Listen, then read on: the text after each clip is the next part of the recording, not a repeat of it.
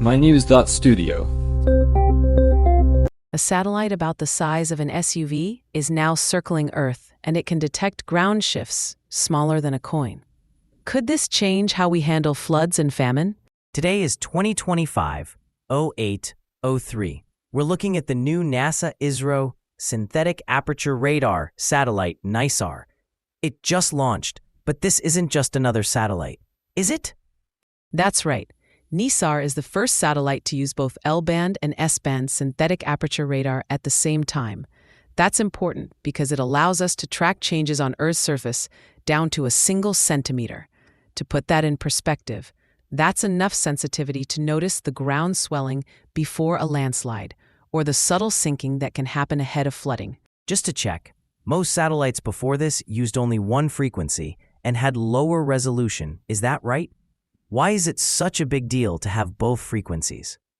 Think of it like having two sets of eyes, each tuned to spot different details. The L-band can penetrate deeper, so it's good for looking through vegetation or even into the soil. The S-band is more sensitive to what's happening right at the surface. Using both, scientists get a layered view. For disaster teams, that means earlier warnings about earthquakes, landslides, or floods. Not just hours sooner, but sometimes days. So, say you're monitoring a dam in India or a glacier in Alaska. NISAR could alert you if there's movement that signals a problem. Exactly. Plus, it works no matter the weather or time of day. Since radar isn't blocked by clouds or darkness, you don't have to wait for clear skies to get the information you need. That's crucial during emergencies, when every hour counts. Absolutely.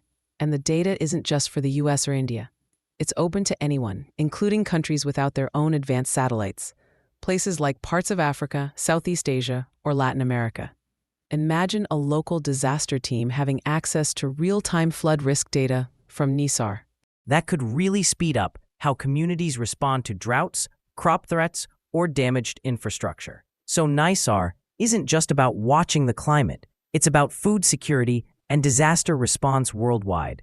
Exactly. For farmers, it means better crop planning. For governments, more accurate disaster predictions. For researchers, a clearer view of climate change, and crucially, the data is shared, not locked away. What about the partnership itself? Is this a one-off? Or could we see more collaboration between the US and India in space?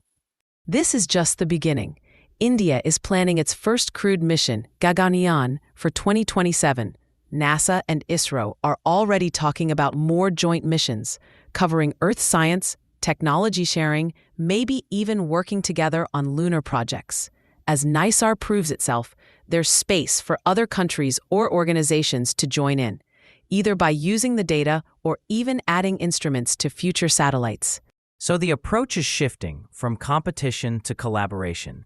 Instead of each country building its own satellite, we're seeing shared tools and shared results. That's the goal. With climate change and disasters, nobody is immune. Sharing data, sharing expertise, even sharing costs, it just makes sense.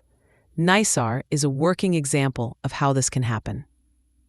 So in a nutshell, a joint satellite providing faster, better disaster and climate data and a possible blueprint for global cooperation. That's it. The technology is impressive, but the real story is access and collaboration. The more people looking at the problem, the better chance we have of finding solutions. Thanks for breaking it down. Next time we see a disaster alert, there's a good chance NISAR played a role. And that's something to welcome. Thanks for listening. This episode was brought to you by mynews.studio. Try it now for free.